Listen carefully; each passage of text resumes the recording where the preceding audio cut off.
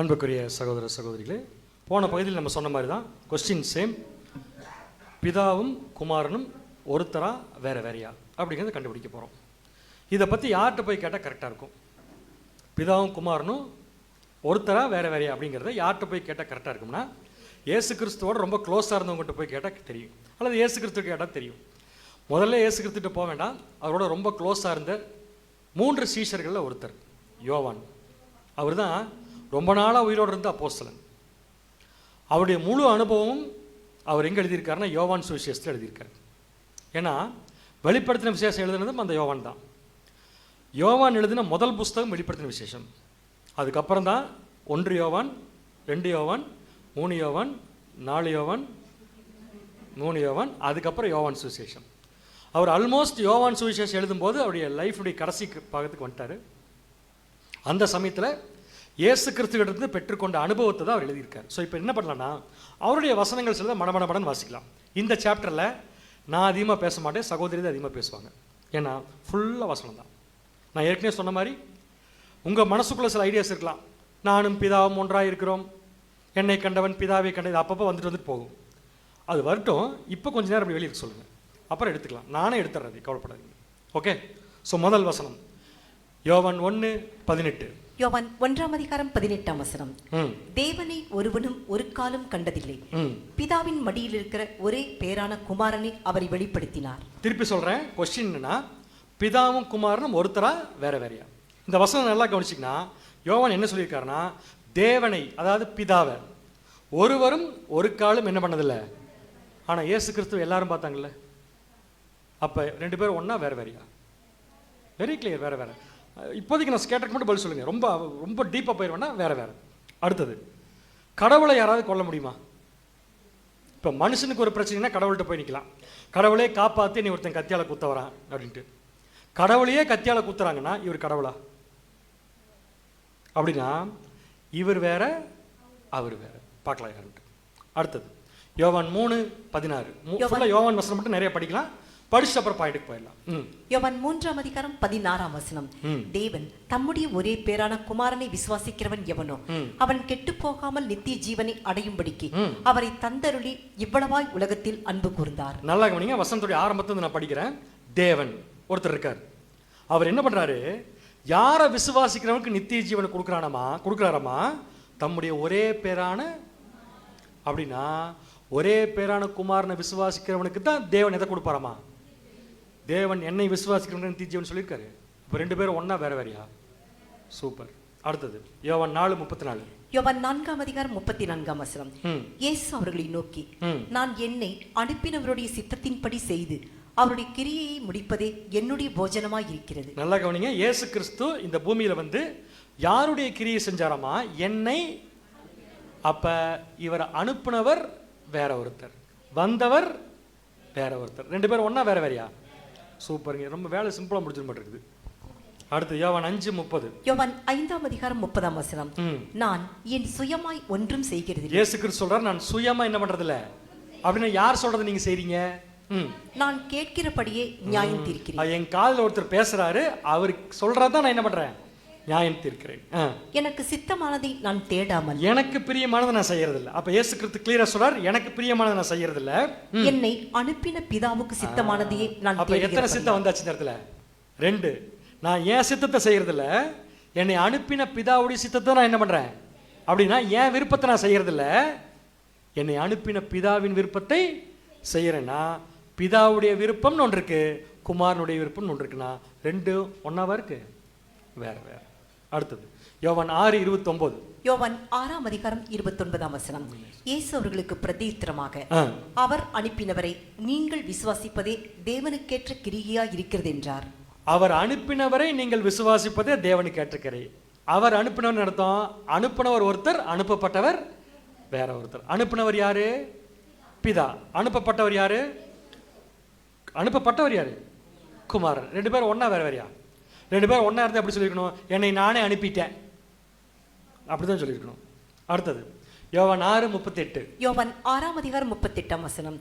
என் சித்தத்தின்படி அல்ல. கிடையவே கிடையாது இயேசு கிறிஸ்து. என் சித்தத்தின்படி அல்ல, என்னை அனுப்பினவருடைய சித்தத்தின்படி செய்யவே நான் வானத்திலிருந்து இறங்கி வந்தேன். என்னை அனுப்பினவருக்கு எது பிரியுமோ அதை செய்யத்தான் நான் வந்திருக்கேன்ட்டார். அப்ப 2 பேரும் ஒண்ணா இருந்து எப்படி சொல்லியிருக்கணும்? நான் ஏன் பிரியத்தை செய்யத்தான் வந்திருக்கேன்னு சொல்லியிருக்கணும். அப்படியே சொல்லியிருக்காரு இல்ல. அடுத்தது யோவான் 6:44. யோவான் 6ஆம் அதிகாரம் 44ஆம் வசனம். இது கேள்வி கேட்டு அப்புறம் வரேன். நீங்களே இந்த கிளாஸ்க்கு வந்தீங்க இல்லையா? உங்களை வர வச்சது தேவனா கிறிஸ்துவா?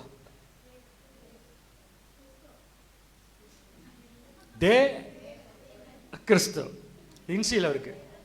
தேவனா கிறிஸ்துவா? அப்ப நீங்களே என்ன முடிவுக்கு வந்துட்டீங்க? 2 பேரும் வேற வேற. கரெக்டா புரியுது உங்களுக்கு சொல்றது? இப்ப பாருங்க, நம்மளை யார் கூப்பிட்டு வந்தான்னா இயேசு கிறிஸ்து கிடையாது. வாசிக்கலாம் பாருங்க, யோவான் 6:44. யோவான் 6ஆம் அதிகாரம் 44ஆம் வசனம். என்னை அனுப்பின பிதா ஒருவனை இழுத்துக் கொள்ளாவிட்டார். நல்லா கவனிங்க, என்னை அனுப்பின பிதா. புரியுதா உங்களுக்கு? இவர் அனுப்பி விட்டார்ல ஒருத்தர், அந்த பிதா ஒருவனை இழுத்துக் கொள்ளாவிட்டால் ஒருவனும் என்னிடத்துல என்ன பண்ண முடியாது. 2 பேரும் ஒன்னா இருந்து எப்படி சொல்லியிருப்பாரு? என்னை நான் இழுத்துக் கொண்டால் ஒருவனும் என்னிடத்தில் வர முடியாது. 2 பேர் கிளியர்லி வேற வேற. அப்ப நம்மளை கூட்டிட்டு வந்து உட்கார வச்சது யார் தெரியுமா? பிதாவாகிய தேவன். யார்கிட்ட உட்கார வச்சிருக்காரு தெரியுமா? ஆண்டவராகிய இயேசு கிறிஸ்து. கிளியர்? அடுத்தது யோவான் 7:16. யோவான் 7ஆம் அதிகாரம் 16ஆம் வசனம்.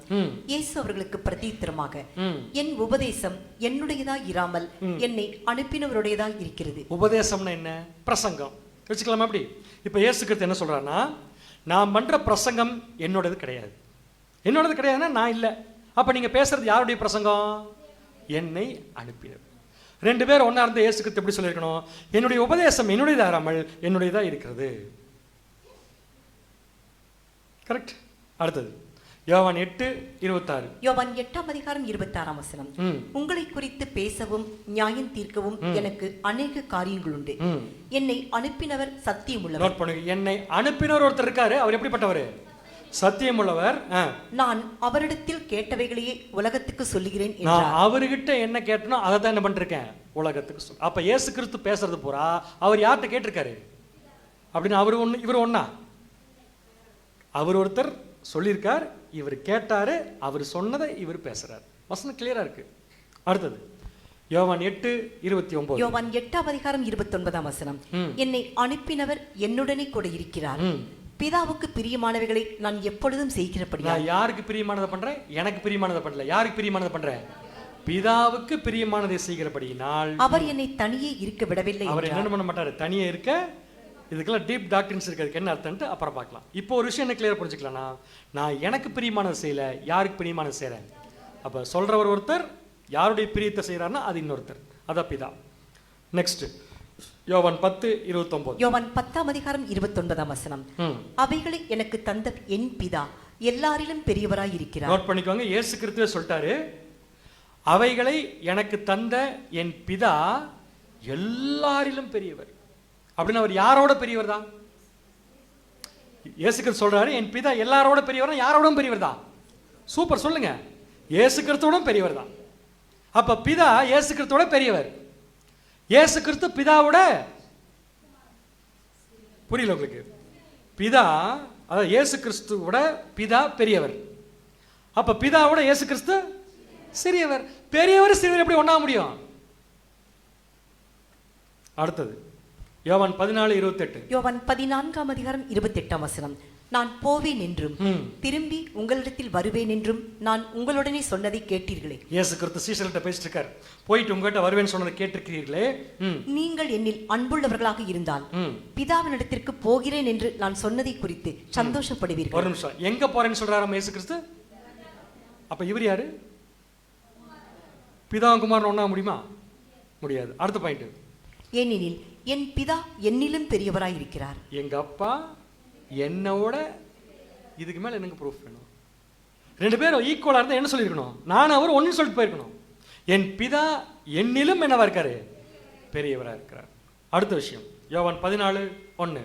உங்கள் இருதயம் கலங்காதிருப்பதாக. எத்தனை தடவை தான் போட்டு கலக்குவீங்க? உங்கள் இருதயம் கலங்காதிருப்பதாக தேவனிடத்தில் விசுவாசமாய் இருங்கள். நல்லா கவனிங்க, தேவனிடத்தில் விசுவாசமாயிருங்கள், என்னிடத்திலும் விசுவாசமாயிருங்கள். மொத்தம் எத்தனை பேர் வந்தாச்சுங்க? 2 பேர் ஒன்னா இருந்தா அந்த வசனம் எப்படி வந்திருக்கணும்? என்னிடத்தில் விசுவாசமாயிருங்கள், என்னிடத்திலும் விசுவாசமாயிருங்கள். நெக்ஸ்ட் யோவான் 13:10. 16. யோவான் 13ஆம் அதிகாரம் 16ஆம் வசனம். மெய்யாகவே மெய்யாகவே நான் உங்களுக்கு சொல்லுகிறேன், ஊழியக்காரன் தன் எஜமானிலும் பெரியவன் அல்ல. இயேசு கிறிஸ்து சொல்றாரு, ஊழியக்காரன் எஜமானோட பெரியவன் அல்ல, அனுப்பப்பட்டவன் தன்னை அனுப்பினவரிலும் பெரியவன் அல்ல. அனுப்பப்பட்டவர் அனுப்பினவரோட பெரியவர் இல்ல. இப்ப நான் உங்ககிட்ட கேட்கிறேன், எஜமான் யார், ஊழியக்காரன் யார்? எஜமான் பிதாவாகிய தேவன். ஊழியக்காரர் எந்த கம்பெனி இல்லாது ஒர்க்கரும் ஓனரும் ஒன்றாக முடியுமா? அடுத்த பாயிண்ட், அனுப்பப்பட்டவர் அனுப்பினவரிலும் பெரியவர் அல்ல. அப்படின்னா அனுப்பினவர் பெரியவர், அனுப்பப்பட்டவர் அவரை விட சிறியவர். சிறியவர் இல்லை, அவரை விட சிறியவர். அடுத்தது, இப்படியே யோவான் சுவிசேஷம் படிச்சுட்டு போகணும்னு வச்சுக்கோங்களேன், அடுத்த வாரம் ஞாயிற்றுக்கிழமை வந்துடும். நீங்கள் இனி வீட்டில் போய் படிச்சுக்கோங்க. அடுத்த பாயிண்ட்டுக்கு போயிடலாம். ஏன்னா நமக்கு நிறைய சந்தேக வசனங்கள் இருக்குதுல்ல, 2 பேரும் ஒன்றா இருக்கிற மாதிரி சில வசனங்கள் இருக்குது, அதை பார்க்கலாம். பட் அதுக்கு முன்னாடி இயேசு கிறிஸ்துவை கரெக்டாக யாருன்னு கண்டுபிடிச்சது? முதல்ல யாருன்னு பார்த்தீங்கன்னா பேதுரு. எப்படி கண்டுபிடிச்சாருன்னா முதல் அட்டம்ப்ட்ல இல்லை. ஒரு நாள் இயேசு கிறிஸ்து சீஷர்களை பூரா வர சொல்லி ஒரு கொஸ்டின் கேட்டார். வாசிக்கலாம். மத்தேயு 16ஆம் அதிகாரம் 13ஆம் வசனம். மத்தேயு 16ஆம் அதிகாரம் 13ஆம் வசனம். பின்பு இயேசு பிலிப்பு செசரியாவின் திசைகளில் வந்தபோது தம்முடைய சீஷரை நோக்கி மனுஷகுமாரனாகிய என்னை ஜனங்கள் யார் என்று சொல்லுகிறார்கள் என்று கேட்டார். கேள்வியிலேயே பதில் இருக்குது. கொஸ்டின் படிங்க நீங்க எல்லாரும் ஒரு தடவை. மனுஷகுமாரனாகிய என்னை ஜனங்கள், மனுஷகுமாரன் சொல்லிட்டு போயிருக்கலாம். ஆனா சீஷர்கள் என்ன பதில் சொன்னாங்கன்னா, உம்மை எலியா என்கிறார்கள், எரேமியா என்கிறார்கள், யோவான் ஸ்நானகன் என்கிறார்கள், தீர்க்கதரிசிகளில் ஒருவர் என்கிறார்கள் ஆண்டவரே. உட்காண்டாங்க. இயேசு கிறிஸ்து அப்படியே பார்க்குறார், தம்பி அவ்வளோதானே? அவ்வளோதான் ஆண்டவரே. சரி, அவங்களாம் என்ன சொல்கிறாங்கன்னு அப்புறம் பார்க்கலாம், முதல்ல நீங்கள் சொல்லுங்க நான் யாருன்னு. உடனே அவங்க பார்த்தாங்க. அப்போ நீங்கள் எலியா இல்லையா, எரேமியா இல்லையா ஆண்டவரே நீங்கள்? இயேசு கிறிஸ்து அப்படியே அப்செட் ஆகி உட்கார்ந்தார். என்ன யாருன்னே தெரியாமல இத்தனை நாள் இருந்திருக்கீங்க நீங்களா அப்படிங்கிறப்ப, யாருக்கு தெரியாது ஆண்டவரே, டக்குன்னு எந்திரிச்சார். யாரா இருக்கும்? சொன்னார் பாருங்க ஒரு ஆன்சர். மத்தேயு 16:16. சீமோன் பேதுரு பிரதித்திரமாக, நீர் ஜீவனுள்ள தேவனுடைய குமாரனாகிய கிறிஸ்து என்றார். நீர் ஜீவனுள்ள தேவனுடைய குமாரனாகிய கிறிஸ்து. இயேசு கிறிஸ்துக்கு புல்லரிச்சு போச்சு. அந்த வசனம் எப்படி இருக்குன்னா, இயேசு கிறிஸ்து என்ன சொல்லுவார் பேதுரு பார்த்தனா, மாம்சமும் ரத்தமும் உனக்கு இது என்ன பண்ணல அப்படின்னு எதை வெளிப்படுத்தல, நீங்க தேவனுடைய பையன் சொன்ன அந்த வார்த்தை பேதுருடைய சாதாரண மாம்சத்திலிருந்து அவர் சொல்லல, பரலோகத்தில் இருக்கிற என் பிதா தான் உனக்கு என்ன பண்ணியிருக்காருடைய வெளிப்ப அப்படின்னு. அது எவ்வளவு பெரிய ஆன்சரா இருக்குது. அந்த ஆன்சரை தான் நீ கிறிஸ்தவ மடல மறுதளிச்சிருச்சு. 2 பேரும் ஒன்றுட்டு, காரணம் ட்ரினிட்டி. புரியுது உங்களுக்கு? இதை சொன்னவொன்னு அப்ரிஷியேட் பண்ணி பேதுரு சொன்ன முடியும். ஆண்டவர் ரியலா சொல்றேன், அவ்வளவு சந்தோஷம் இருக்கு பேதுரு மேல. இன்னைக்கு அதே சந்தோஷம் நம்ம ஒத்துக்கும் போது நம்முடைய ஆண்டவர் கண்டிப்பா கிடைக்கும். அப்பா வேற, குமாரன் வேற. அடுத்தது, இயேசு கிறிஸ்து ஞானஸ்தானம் எடுத்தாரா இல்லையா? எங்க எடுத்தாரு? பரலோகத்தில் தானே. எங்க எடுத்தாரு? யோவான் ஸ்நானங்கிட்ட. எங்க எடுத்தாரு? யோர்தான் நதி பரலோகத்தில் தான் இருக்குது, பூமியில் இருக்குது. கரெக்டா? இயேசு கிறிஸ்து பூமியில யோர்தான் நதியில் ஞானஸ்தானம் எடுத்தார். எடுக்கும்போது ஒரு சத்தம் வந்துச்சா? எங்கிருந்து வந்துச்சு? வாசிங்க. மத்தேயு 3ஆம் அதிகாரம் 17ஆம் வசனம். அன்றியும் வானத்திலிருந்து ஒரு சத்தம் உண்டாகி, இவர் என்னுடைய நேசகுமாரன், இவரில் பிரியமாய் இருக்கிறேன் என்று உரைத்தது. சத்தம் கேட்டுச்சு. அந்த சவுண்ட் என்ன சொல்லுச்சுன்னா, கீழே நின்றுக்கிற இவரு யாரு?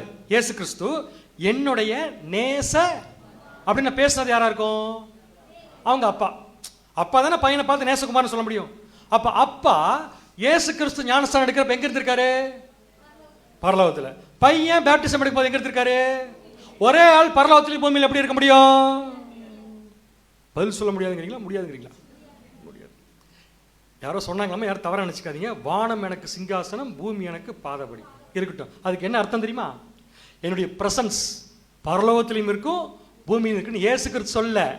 ஏசாயா 66:1 தேவன் சொன்னது அது. அந்த வசனம் தயவு செஞ்சு கன்ஃபியூஸ் பண்ணிக்காது.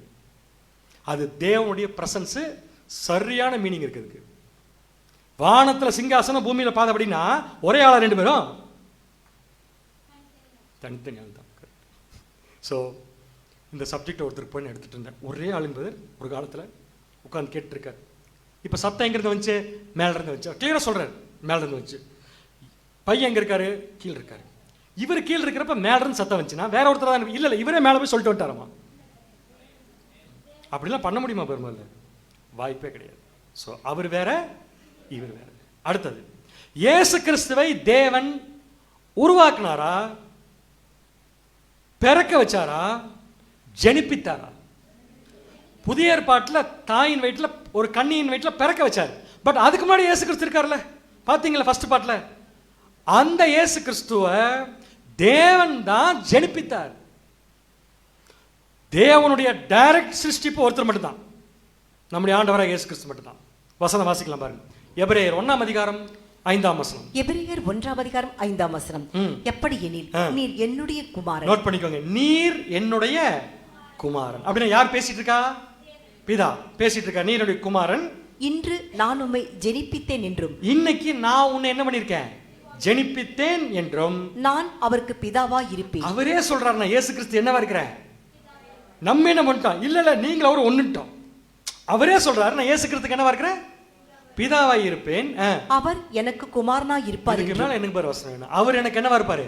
குமாரனா இருப்பார் என்று அவர் தூதர்களில் யாருக்காவது எப்போதாகிலும் சொன்னதுண்டா? தூதர்களுக்கு என்ன பண்ணதில்லை, இது வரைக்கும் சொன்னதில்ல. மனுஷனுக்கு தான் இன்னைக்கு சொல்லி கொடுத்திருக்காரு உங்களுக்கு. புரியுதா உங்களுக்கு? அப்ப தேவன் இயேசு கிறிஸ்துவை ஜனிப்பித்தார். அப்படி என்றால் தேவனுக்கும் இயேசு கிறிஸ்துக்கு என்ன உறவுமுறை, என்ன ரிலேஷன்ஷிப்பு? பிரியமான அப்பா, இவர் பிரியமான மகன். தேவன் பிரியமான அப்பா, இயேசு கிறிஸ்து பிரியமான.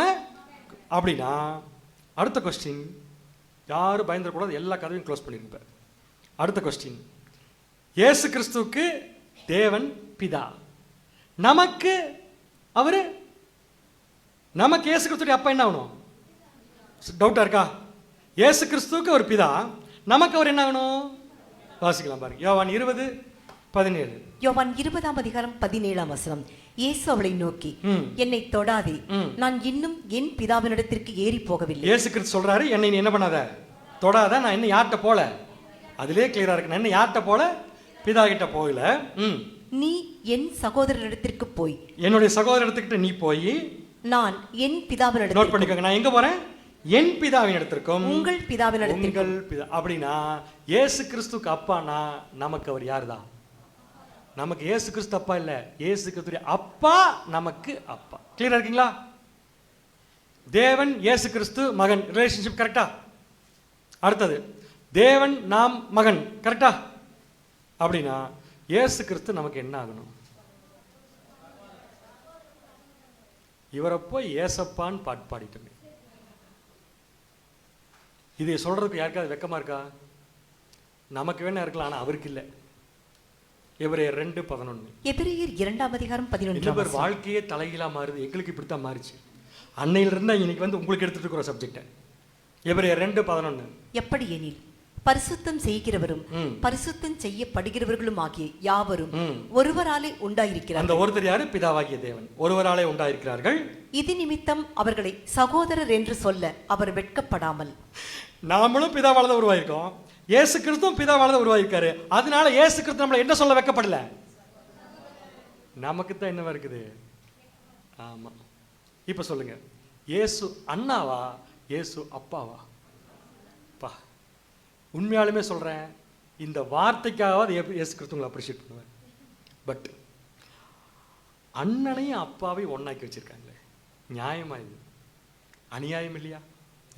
இந்த பூமியில இயேசு கிறிஸ்துவ நீங்க அப்பா அப்பான்னு 1000 தடவை கூப்பிட்டாலும் சரி, அவர் சொல்லிட்டாரு, நான் கேட்க மாட்டேன்.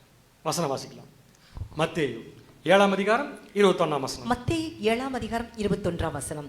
பரலோகத்தில் இருக்கிற என் பிதாவின் சித்தத்தின்படி செய்கிறவனே பரலோக ராஜ்யத்தில் பிரவேசிப்பானே அல்லாமல். எங்க அப்பாவுடைய சித்தத்தை செய்யறவன் தான் பரலோக ராஜ்யத்தில் பிரவேசிப்பானே தவிர, என்னை நோக்கி கர்த்தாவே கர்த்தாவே என்று சொல்லுகிறவன், அப்பாவே அப்பாவே ஏசப்பாவே ஏசப்பாவே என்று சொல்லுகிறவன் அந்த பரலோக ராஜ்யத்தில் என்ன பண்றது இல்ல. உண்மையா சொல்றேன் அன்பான சகோதர சகோதரிகளே, இந்த ட்ரூத்தை கேட்கறதுக்கு முன்னாடி யாராவது ஏசப்பான்னு சொன்னால் அவ்வளோ சந்தோஷமா இருக்கு எங்களுக்கு கேட்கறதுக்கு. இப்போ யாராவது சொன்னால் அவ்வளோ இரிட்டேஷனாக இருக்கும். ஏன்னா அவங்களுக்கு தெரியாது இந்த விஷயம். இதை ஒரே நாளில் அவங்களுக்கு சொல்லவும் முடியாது. உங்களுக்கு எப்படா சொல்லுவோன்னு நாங்கள் காட்டிருந்தோம். இன்றைக்கி உண்மையாலுமே ரொம்ப சந்தோஷப்படுறோம் இந்த விஷயத்தை உங்கள்கிட்ட சொல்லிட்டோம். பிகாஸ் நம்ம அப்பா யாருன்னு தெரியாமல் இத்தனால இருந்திருக்கிறோம், நம்முடைய சகோதரன் யாருன்னு தெரியாமல் இத்தனால இருந்திருக்கிறோம். இதுக்கெல்லாம் காரணம் யார் தெரியுமா? நமக்கு சத்தியத்தை சொல்கிறேன்னு சொல்லி தப்பாக சொல்லி கொடுத்துட்ருக்கவங்க மட்டும்தான் காரணம். அதுக்காக அவங்கள நம்ம கண்டம் பண்ண வேண்டாம். பிகாஸ் அவங்களுக்கு இந்த சத்தியம் தெரியாது. பாவம், விட்டுறலாம் வேண்டாம். ஓகே, ஸோ இயேசு நமக்கு அண்ணா. இந்த அறிவு எல்லாருக்கிட்டும் இருக்குன்னு நினைக்கிறீங்களா? கட்டாயமாக இருக்காது. அப்போஸ்தலன் பவுலே சொல்லிட்டார்.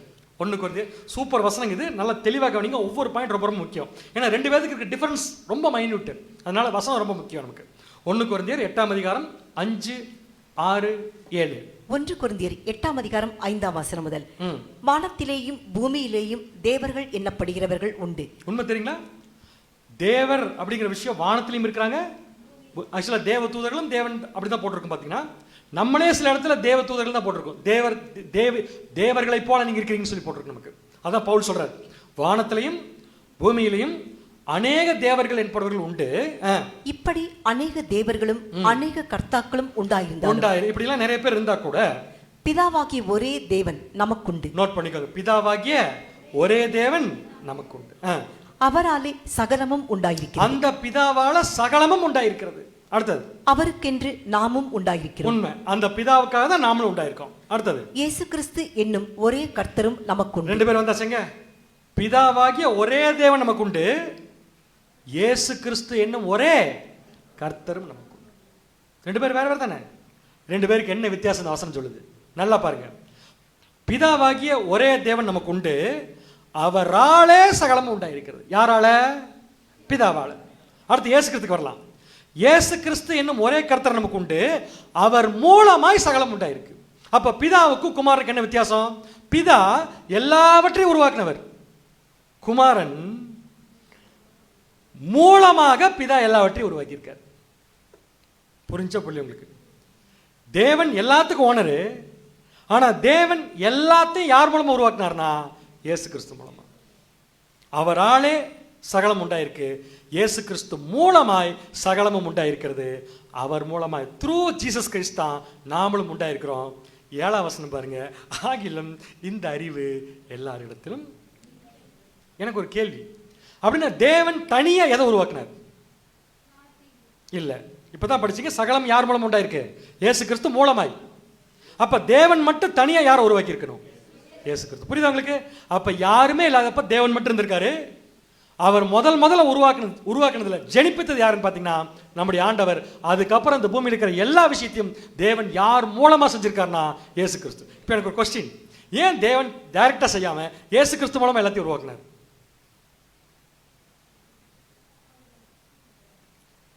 கொஞ்சம் கஷ்டமான கேள்விதான். ஏன் தெரியுமா? தேவன் இந்த பூமியில் இருக்கிற எல்லாமே இயேசு கிறிஸ்து மாதிரி இருக்கணும்னு நினைச்சார்.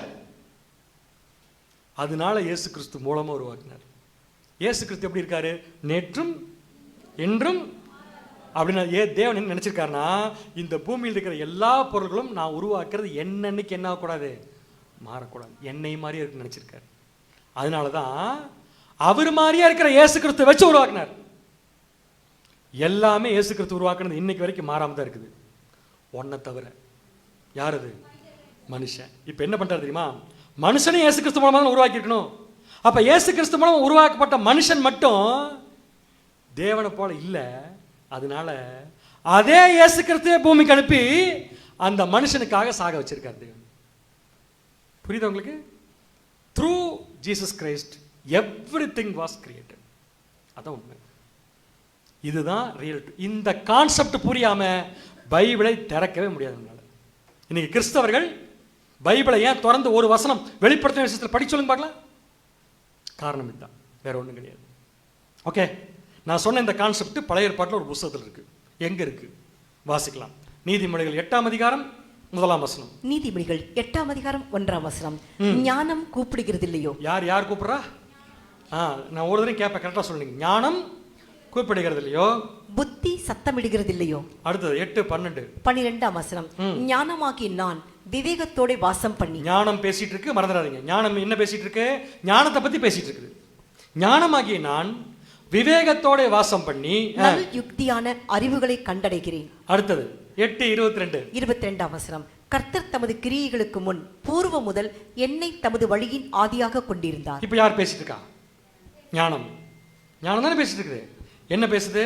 கர்த்தர் தமது கிரியைகளுக்கெல்லாம் முன்னாடி என்னைய பூர்வ முதல் அவர் வழியின் ஆதி. அப்படின்னு என்ன அர்த்தம்? தேவன் என்னத்தான் எல்லாத்துக்கும் முன்னாடி உருவாக்கினார். யார் பேசிட்டு இருக்கா? ஞானம். அடுத்து தொடர்ந்து பேசுது பாருங்க ஞானம்.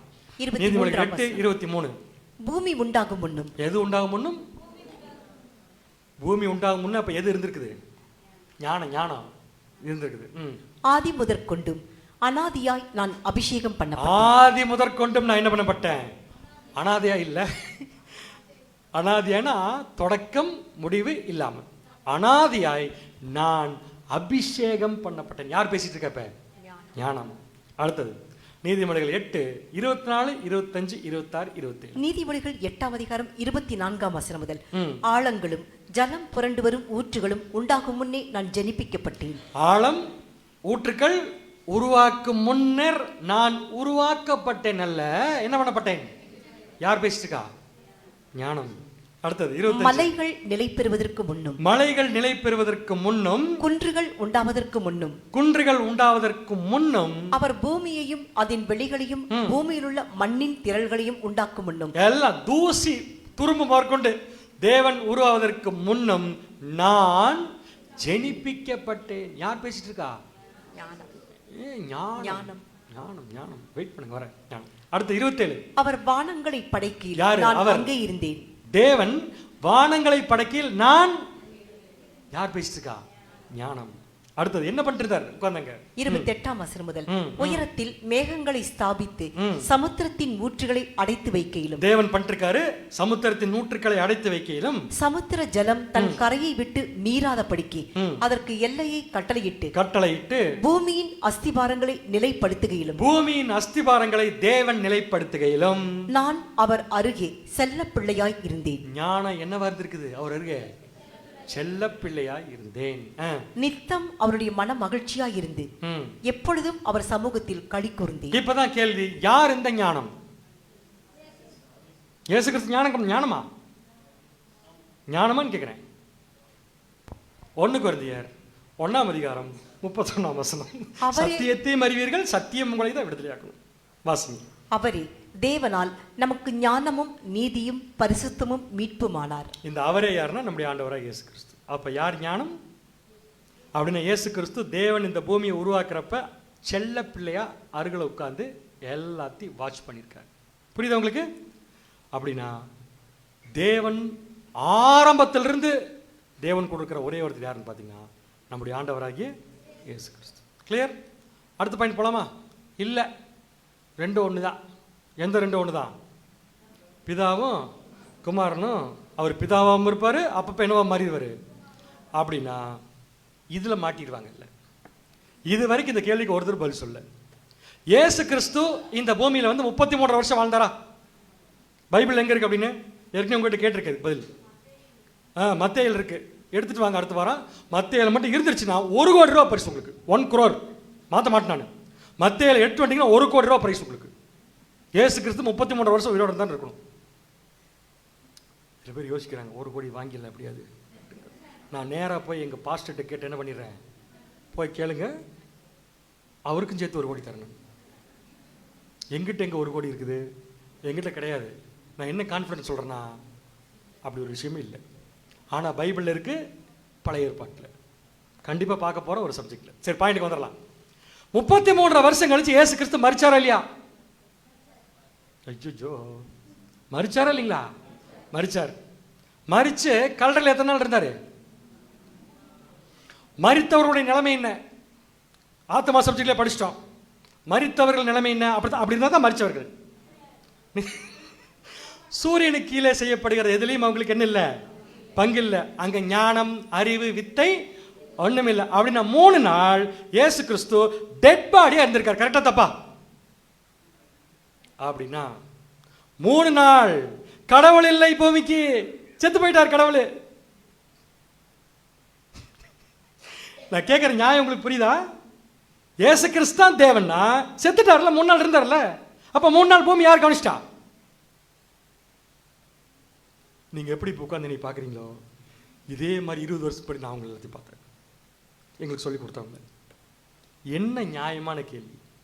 இந்த கேள்விக்கு ஒருத்தராலையும் பதில் சொல்ல முடியாது. பிகாஸ் 3 நாள் இயேசு கிறிஸ்து கல்லறையில் தான் இருந்தாரு. 3 நாள் கழிச்சு அவரை உயிரோடு எழுப்புறதுக்கு அவரோட ஒரு பெரிய பவர் வேணுமா இல்லையா? அது யாருது? அதுதான் பிதா. வாசிக்கலாம் பாரு. அப்போஸ்தலர் 3ஆம் அதிகாரம் 15ஆம் வசனம். அப்போஸ்தலர் 3ஆம் அதிகாரம் 15ஆம் வசனம். ஜீவாதிபதியை கொலை செய்தீர்கள். ஜீவனுக்கு அதிபதி நம்முடைய ஆண்டவராகிய இயேசு கிறிஸ்துவை கொலை செய்தீர்கள். அவரை தேவன் மரித்தோரிலிருந்து எழுப்பினார். எங்க எழுப்பினார் தேவன் அவரை? அப்ப மரிச்ச இயேசு கிறிஸ்து எங்க போயிட்டாரு? கல்லறைக்கு போயிட்டாரு. அந்த கல்லறையிலிருந்து தேவன் என்ன பண்ணிருக்காரு அவரை? எப்படிங்க அவரை எழுப்பிக்க முடியும்? அதற்கு நாங்கள் என்னவா இருக்கிறோம்? சாட்சிகள். அப்ப இயேசு கிறிஸ்து தேவனும் ஒண்ணு, அவரே எழுப்பிட்டார்னா, அல்லது இயேசு கிறிஸ்து செத்தே போகலினா அப்போஸ்தலர் சொன்ன சாட்சி பொய் சாட்சி ஆயிடும். அடுத்த வசனம் அப்போஸ்தலர் 3:26. அப்போஸ்தலர் 3ஆம் அதிகாரம் 26ஆம் வசனம். அவர் உங்கள் எல்லாரையும் உங்கள் பொல்லாங்குகளிலிருந்து விலக்கி உங்களை ஆசீர்வதிக்கும்படி தேவன் தம்முடைய பிள்ளையாகிய இயேசுவை எழுப்பி. தம்முடைய பிள்ளையாகிய இயேசுவை அனுப்பி. கிளியரா இருக்கு. தேவன் தம்முடைய பிள்ளையாகிய இயேசுவை எழுப்பி. எங்க இருந்து? பெட்ல இருந்து எழுப்பியா? கல்லறையிலிருந்து எழுப்பி முதலாவது உங்களிடத்திற்கு அவரை அனுப்பினார். யார்கிட்ட அனுப்பினாரு? நமக்கு புரியுது உங்களுக்கு என்ன சொல்றான்னு? அப்படின்னா இயேசு கிறிஸ்துவ தேவன் ஒரு ஆள் இல்லைன்னா என்ன பண்ண முடியாதுங்க? உயிர் தெழுப்ப முடியாது. 2 பேரும் ஒண்ணா கிடையவே கிடையாது. அடுத்தது இயேசு கிறிஸ்து பிரேயர் பண்ணிட்டு இருந்தாருல இந்த பூமியில, முதலாம் முறையில் வந்தப்ப யார்கிட்ட பிரேயர் பண்ணிட்டு இருந்தாரு? அவர்கிட்ட அவரே பிரேயர் பண்ணிட்டாரா? நியாயமே இல்லை இந்த விஷயம். வாசிங்க எபிரேயர் 5:7. எபிரேயர் 5ஆம் அதிகாரம் 7ஆம் வசனம். அவர் மாம்சத்தில் இருந்த நாட்களில். யாரு? இயேசு கிறிஸ்து 33 வருஷம் மாம்சத்தில் இருந்த நாட்களில் தம்மை மரணத்தினின்று ரட்சிக்க வல்லமையுள்ளவரை நோக்கி. நல்லா கவனிங்க. இயேசு கிறிஸ்துவையே மரணத்திலிருந்து என்ன பண்ண முடியும்? ரட்சிக்க வல்லமையுள்ள ஒருத்தர் தான், அவங்க அப்பா. அவரை நோக்கி பலத்த சத்தத்தோடும் கண்ணீரோடும் விண்ணப்பம் பண்ணி வேண்டுதல் செய்து தமக்குண்டான பயபக்தியினம் கேட்கப்பட்டு. அப்ப இயேசு கிறிஸ்து பிரேயர் பண்ணது யார்கிட்ட? அவர் யாரு? அவங்க அப்பா. இவர் யாரு? சூப்பர். நமக்கு இயேசு கிறிஸ்து என்ன ஆகணும்? அது சொல்றப்பட்டு ஒரு சிரிப்பு வந்தது நமக்கு. ஆனா ஒரு விஷயம், தேவன் மட்டும்தான் தம்மில் தாமே ஜீவனுடையவர். இயேசு கிறிஸ்துவுக்கு தேவன் அப்படி ஆரம்பத்தில் ஜெனிப்பிக்கிறப்ப கொடுக்கல. ஏன்னா இந்த பூமிக்கு அனுப்பி அவர் ஒரு தடவை என்ன பண்ணிட்டாரு? மரிச்சிட்டாரு. ஆனா மரிச்சு உயிர் திறந்ததுக்கு அப்புறம் தேவன் இயேசு கிறிஸ்துவை என்ன ஆக்கிட்டார்னா அவரை மாதிரி தன்மில் தாமே ஜீவனுடையவர். வசனம் வாசிக்கலாம் பாருங்க. யோவான் 5:26. யோவான் 5ஆம் அதிகாரம் 26ஆம் வசனம். ஏனெனில் பிதாவானவர் தம்மில் தாமே ஜீவனுடையவராய் இருக்கிறது போல. தம்மில் தாமே ஜீவனுடையவராய் எப்போ இருந்துட்டு இருக்காரு? பிதா இருக்கிறது போல குமாரனும் தம்மில் தாமே ஜீவனுடையவராய் இருக்கும்படி அருள் செய்திருக்கிறார். இந்த வசனத்துல கண்டுபிடிச்சா அருள் செஞ்சிருக்காரு. அருள் யாருக்கு செய்ய முடியும்? பெரியவங்க, சின்னவங்க. அப்பா குமாரனுக்கு என்ன அருள் செஞ்சிருக்காருன்னா, அப்பா எப்படி இருக்காரோ அந்த மாதிரி குமாரன் இருப்பதற்கு அருள் செஞ்சிருக்காரு. அப்பா எப்படி இருக்காரு? தம்மில் தாமே ஜீவனுடையவர். அப்படின்னு என்ன அர்த்தம்? அவருக்கு யாரும் ஜீவனை கொடுக்கவும் முடியாது, அவர் ஜீவனை யாருமே எடுக்க முடியாது. ஆனா இயேசு கிறிஸ்துக்கு எப்ப தேவன் இந்த வாய்ப்பை கொடுத்தாருன்னா, அவர் உயிர் தெழுந்ததுக்கு அப்புறம் இனிமேல் இயேசு கிறிஸ்துடைய உயிரை யாரும் என்ன பண்ண முடியாது? எதுவும் பண்ண முடியாது. இதுதான் அவருடைய வாய்ப்பு. இது இயேசு கிறிஸ்துவை பத்தின இன்ஃபர்மேஷன்ஸ். இனிமேல் பேசுற வார்த்தைகளை கேட்கறதுக்கு இந்த வாய்க்கு கொடுத்து வச்சிருக்கணும், கேட்கறவங்க காதுக்கு கொடுத்து வச்சிருக்கணும். யார் தெரியுமா அது? இயேசு கிறிஸ்துடைய அப்பா, இந்த உலகத்தை உருவாக்கின கடவுள். அவர் யாரு? அவரை பத்தி கேட்டா, எங்க நீங்க யாரு சொல்லுங்கன்னு கேட்டா அவர் என்ன சொல்லுவார்ல? என்ன சொல்லுவார் தெரியுமா? வாசிக்கலாம். இருங்க வர கொஞ்சம் கதவெல்லாம் க்ளோஸ் பண்ணுவீங்களா? உபாகமம் 32ஆம் அதிகாரம் 39ஆம் வசனம். உபாகமம் 32ஆம் அதிகாரம் 39ஆம் வசனம். நானே அவர். போதும், இவ்வளவுதான். அவர்கிட்ட நீங்க யாருன்னு கேட்டா அவர் என்ன பதில் சொல்றாங்க? நான். இதுக்கு அர்த்தம் சொல்லுங்க பார்க்கலாம். யாரோ ஒருத்தருங்க, நானே அவர். என்னை விட்டீங்கன்னா 1.5 மணி நேரம் பேசுவேன் அதை பத்தி. நானே அவர். முடிச்சது அவ்வளவுதான். அவர் தான், நான் தான் தார். முடிச்சது அவ்வளவுதான். அவரை மீறி ஒருத்தர் ஒன்றும் செய்ய முடியாது. இதுக்கு மீனிங்லாம் அப்புறம் வேற வேற பாஷையில பார்க்கலாம். நானே அவர். யாருடைய தயவு எனக்கு வேண்டாம், யாரை நம்பி நான் இல்லை. நான் நினைச்சது நடக்கும், ஆனா நான் நினைக்கிற விஷயம் நல்ல விஷயமா இருக்கும். அவ்வளோதான். நானே அவர். நெக்ஸ்ட் வாசிங்க. என்னோடு வேறே தேவன் இல்லை என்பதை இப்பொழுது பாருங்கள். இப்ப பாருங்க. நான் கொல்லுகிறேன், நான் உயிர்ப்பிக்கிறேன். நானே கொல்லுவேன், நானே என்ன பண்ணுவேன் அப்படின்னு அர்த்தம். மனுஷனுக்கு டெஸ்ட் வைப்பேன், பழத்தை சாப்பிடாதுன்ட்டு சாப்பிடுவான், சாப்பிட்டவனே நானே என்ன பண்ணிடுவேன், கொன்றுவேன். அதுக்கப்புறம் டைம் கொடுத்து மீண்டும் அவனை என்ன பண்ணுவேன், நான் உயிர் தடுப்புவேன், உயிர்ப்பிப்பேன். நான் காயப்படுத்துகிறேன், நான் காயப்படுத்துகிறேன், நான் சொஸ்தப்படுத்துகிறேன், நானே சொஸ்தப்படுத்துவேன். என் கைக்கு தப்புவிப்பார் இல்லை. என் கையிலிருந்து நீங்க தப்பிக்க நினைச்சீங்க என்ன பண்ண முடியாது, தப்பிக்க முடியாது. அடுத்தது புதிய ஏற்பாட்டில் ஒரு வசனம், 1 தீமோத்தேயு 6ஆம் அதிகாரம் 16ஆம் வசனம். 1 தீமோத்தேயு 6ஆம் அதிகாரம் 16ஆம் வசனம். ஒருவராய் சாவாமை உள்ளவரும், அவர் ஒருத்தர் மட்டும்தான் ஒரு காலகட்டம் வரைக்கும் சாவாமை உள்ளவர். சேரக்கூடாத ஒளியில் வாசம் பண்ணுகிறவரும். அதாவது ரொம்ப சேரக்கூடாத இடத்துல இருக்காருன்னு நினைச்சுக்காதீங்க. அவர் பக்கத்துல நம்ம யாருமே என்ன பண்ண முடியாதுங்க, போக முடியாது. மனுஷரில் ஒருவரும் கண்டிராதவர், இதுவரைக்கும் மனுஷரில் ஒருவரும் கண்டிராதவரும் காணக்கூடாதவருமாய் இருக்கிறவர், காணக்கூடாதவருமாய் இருக்கிறார். நல்லா கவனிச்சுக்கோங்க. இதுவரைக்கும் மனுஷர்ல ஒருத்தருமே அவர் என்ன பண்றது இல்ல, பார்த்ததும் இல்ல, இனிமேல் என்ன பண்ண முடியாது, பார்க்க முடியாது. ஆனா சபை என்ற 1,44,000 பேர் தேவனை பார்க்கலாம். எப்ப தெரியுமா, மனுஷனா இருக்கிறப்ப இல்ல. அழைக்கப்பட்டவர்கள், கலைக்கப்பட்டவர்கள், தொலைக்கப்பட்டவர்கள், அழைக்கப்பட்டவர்கள், தெரிந்து கொள்ளப்பட்டவர்கள், உண்மையில ஸ்டேஜுக்கு போனா கண்டிப்பா யாரை பார்க்கலான தேவன். இதை யார் சொன்ன தெரியுமா, நம்முடைய ஆண்டவராக இயேசு கிறிஸ்து. இருதயத்தில் சுத்தம் உள்ளவர்கள் பாக்கியவான்கள், அவர்கள் தேவனை. இந்த உலகத்துல மனுஷனா பிறந்த யாரும் பார்க்க முடியாது தேவனை. 1,44,000 பேரும் +1 நம்முடைய ஆண்டவராக இயேசு கிறிஸ்து மட்டும் பார்க்க முடியும். இன்னைக்கு யார் என்ன பண்ண முடியாதுங்க, அதைய பார்க்க முடியாது. அவரை பார்க்கணும்னு இந்த பூமியில என்ன மாதிரி குவாலிட்டி ஆஃப் லைஃப் இருக்கும் நமக்கு, அதை தெரிஞ்சுக்கிற தியரியவே நம்ம இப்பதான் படிச்சுட்டு இருக்கிறோம், எப்படி இருக்கணும் நம்ம. ஸோ தேவனுக்கும் குமாரனுக்கும் இருக்கிற வித்தியாசங்கள் என்னென்ன அப்படியே வர பாருங்க வரிசையா. தேவன் ராஜாதி ராஜா, இயேசு கிறிஸ்து ராஜகுமாரன். இயேசு கிறிஸ்து பேரபிள்ளி அழகா சொன்னாரு. இயேசு கிறிஸ்து திராட்சை, பிதா திராட்சை தோட்டக்காரர், இயேசு கிறிஸ்து திராட்சை செடி. தேவன் எஜமான், இயேசு கிறிஸ்து அவருக்கு கீழே வேலை செய்கிற பணியாளர். தேவன் நியாயாதிபதி, நம்முடைய ஆண்டவராக இயேசு கிறிஸ்து நமக்காக பரிந்து பேசுகிற மத்தியஸ்தர். தேவன் அபிஷேகம் செய்கிறவர், இயேசு கிறிஸ்து தேவனால் அபிஷேகம் செய்யப்பட்டவர். தேவன் பரலோகத்தில் இருப்பவர், இயேசு கிறிஸ்து பரலோகத்திலிருந்து இறங்கினவர். தேவன் சாவாமை உள்ளவர், இயேசு கிறிஸ்து ஒரு தடவை என்ன பண்ணியிருக்காரு, மரிச்சிருக்காரு. தேவன் சர்வ வல்லமை உள்ளவர், இயேசு கிறிஸ்து வல்லமை உள்ளவர். தேவன் ஒருவரும் இதுவரைக்கும் காணாதவர், இயேசு கிறிஸ்து அனைவராலும் காணப்பட்டவர். தேவன் எல்லாவற்றையும் கீழ்ப்படுத்தினவர், இயேசு கிறிஸ்து தேவனுக்கு கீழ்ப்பட்டிருப்பவர். தேவன் ஆதியும் அந்தமும் இல்லாதவர், இயேசு கிறிஸ்து பிரதான தூதன். கம்பேர் பண்ணலாமா, இயேசு கிறிஸ்து படிச்சீங்களா ஃபர்ஸ்ட் பார்ட்ல, பிரதான தூதன், ஆட்டுக்குட்டியானவர். எது விடையும் கம்பேர் பண்ணலாம், தேவனை எது கூடயுமே கம்பேர் பண்ண முடியாது. அன்கம்பேரபிள் காட் அவர். அடுத்தது ஒப்புமை இல்லாதவர் தேவன், இயேசு கிறிஸ்து பிரதான தூதர். தேவன் அனுப்புகிறவர், இயேசு கிறிஸ்து தேவனால் அனுப்பப்பட்டவர். தேவன் உயிரோடு எழுப்புகிறவர், இயேசு கிறிஸ்து தேவனால் உயிரோடு எழுப்பப்பட்டவர். தேவன் எல்லாரிலும் பெரியவர், இயேசு கிறிஸ்து பிதாவிலும் சிறியவர். தேவன் உயர்த்துகிறவர், இயேசு கிறிஸ்து தேவனால் உயர்த்தப்பட்டவர். தேவன் அதிகாரம் கொடுக்கிறவர், இயேசு கிறிஸ்து அதிகாரம் பெற்றுக்கொள்பவர். தேவன் சிருஷ்டிகர், மறந்துடாதீங்க, தேவன் சிருஷ்டிகர், இயேசு கிறிஸ்து தேவனால் சிருஷ்டிக்கப்பட்டவர். Very clear.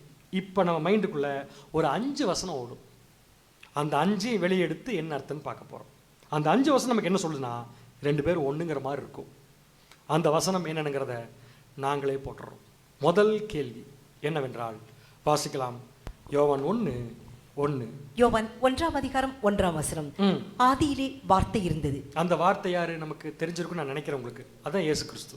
ஆதியிலே வார்த்தை இருந்தது, அந்த வார்த்தை தேவனிடத்தில் இருந்தது. இயேசு கிறிஸ்து என்ற அந்த வார்த்தை யார்கிட்ட இருந்துச்சு, தேவனிடத்தில் இருந்துச்சு. அடுத்தது அந்த வார்த்தை தேவனாய் இருந்தது. இயேசு கிறிஸ்து என்னவா இருந்தார், 2 பேரும் ஒண்ணுதான். உங்களுக்கு இந்த சந்தேகம் வராட்டி நாங்கள் ஏற்படுத்தி பதில் சொல்ல வேண்டியது எங்களுடைய கடமை. பிகாஸ் நாளைக்கு இந்த கேள்வி உங்கள்கிட்ட வந்தால் அதுக்கு நீங்கள் பதில் தெரிஞ்சு வச்சுருக்கணும். அந்த வார்த்தை யார் இடத்துல இருந்தது? அந்த வார்த்தை யாராக இருந்துச்சு? அப்போ இயேசு கிறிஸ்து தேவனாக இருந்தார்னா கடவுள் அவர் இயேசு கிறிஸ்து. அப்படி தான் அந்த வசனம் சொல்கிற மாதிரி இருக்குது. திருவிழியத்திலே வாச்சிடலாம், அது சப்போர்ட் பண்ணுதான்னு பார்க்கலாம். திருவிவிலியம் தொடக்கத்தில் வாக்கு இருந்தது. நல்லா இருக்கு படிக்கிறதுக்கு இது. அவ்வாக்கு கடவுளோடு இருந்தது. அவ்வாக்கு கடவுளோடு, இயேசு கிறிஸ்து தேவனோடு இருந்தார். அவ்வாக்கு கடவுளாயும் இருந்தது. ஆனா இயேசு கிறிஸ்து கடவுளோம் என்ன பண்ணியிருக்காரு? இப்போ நான் உங்ககிட்ட கேட்குறேன், இயேசு கிறிஸ்து கடவுளா கடவுளுடைய குமாரனா? கடவுளின் குமார். சூப்பர். இந்த வசனத்தை அப்படியே திருவிழா பைபிளில் போட்டு வந்து பாருங்க. அப்புறமா ஃபுட் நோட்டில் என்ன போட்டிருக்காங்கன்னு பார்த்தீங்கன்னா 1:1 யோவான் 1:1க்கு ஸ்டார் போட்டு என்ன எழுதியிருக்காங்க படிங்க. அவ்வாக்கு கடவுளாயும் இருந்தது என்னும் சொற்றொடரே மேல இருந்துச்சுல்ல, அவ்வாக்கு இயேசு கிறிஸ்து தேவனாயும் இருந்தார் அப்படிங்கிற சொற்றொடர் இருக்கு இல்லையா, அத அவ்வாக்கு கடவுள் தன்மை கொண்டிருந்தது எனவும் மொழிபெயர்க்கலாம். எப்படி மொழிபெயர்க்கலாம்? கடவுளா இல்லை, கடவுள். உண்மையா சொல்லட்டுமா? உங்களுக்கு சொல்றேன், இது வரைக்கும் பேசிக்கலி நீ யாருக்கு சொன்னதில்லை. அந்த வசனத்துடைய அர்த்தம் என்னன்னா, தேவன் இயேசு கிறிஸ்து எப்படி வச்சிருந்தார், என்ன லெவலில் வச்சிருந்தார்? சூப்பர். கடவுள் தன்மை கொடுத்து வச்சிருந்தார். அதான் அதோடைய மீனிங். 2 பேரும் ஒண்ணுங்கிற மீனிங் இல்லை. இல்லை இல்லை இல்லை, தேவன்னா அவங்க அப்பா, இவர் தான் அப்பாவா இருந்தான்னு சொன்னீங்கன்னா பைபிளில் நிறைய தேவனை பற்றி பேசியிருக்கு. அவங்கெல்லாம் கடவுளா? வாசிங்க, முதல் கடவுளை பார்க்கலாம் யாருன்ட்டு. யாத்திராகமம் 4ஆம் அதிகாரம் 16ஆம் வசனம். அவன் உனக்கு பதிலாக ஜனங்களோட பேசுவான். ஆரோன் மோசேக்கு பதிலா ஜனங்களோட பேசுவான். ஏன்னா மோசே பேச மாட்டேங்கிறார், பயம், திக்கு வாங்கிட்டாரு. தேவன் சொன்னாரு, உனக்கு வாய் தானே திக்குது, ஆள் நல்லா தான் இருக்கிற, போ, உனக்கு பதிலாக பேசுறதுக்கு நான் யார் அனுப்புறேன்? ஆரோன் அனுப்புறேன். அப்ப ஆரோன் உனக்கு என்னவா இருப்பான்? வாசிக்க. இவ்விதமாய் அவன் உனக்கு வாயாக இருப்பான். ஆரோன் உனக்கு வாயா இருப்பான், நீ அவனுக்கு தேவனாக இருப்பாய். நீ அவனுக்கு என்னவா இருப்ப? அப்ப மோசே ஆரோனுக்கு கடவுள். அப்ப இதுக்கு என்ன மீனிங்? ஆரோன் உனக்கு வாயா இருப்பான், நீ அவனுக்கு என்னவா இருப்ப அப்படின்னு என்ன மீனிங் சொல்லி பார்க்கலாம். தேவன் என்ன மீனிங் சொல்லி பார்க்கலாம். இந்த இடத்துல ஆரோன் உனக்கு பதிலா பேசுவான். ஆரோனா பேச மாட்டான், நீ தான் பெரியவன், நீ சொல்றத அவன் பேசுவான். அப்ப தேவனா இருக்காருன்னு என்ன அர்த்தம் கேட்டீங்கன்னா, உன்னை விட பெரியவன் யாருன்னு பார்த்தீங்கன்னா மோசே. இதுக்கு ஒரு மீனிங் வச்சுக்கோங்க. அடுத்தது பார்வோன் ஒரு ராஜா இருந்தார் எகிப்துல. மோசேன்னு ஒருத்தர் இருந்தாரா? அவர்கிட்ட போய் என் ஜனங்களை போகணும்னு கேட்டாரா? கேட்கலையா? கேட்டாரு.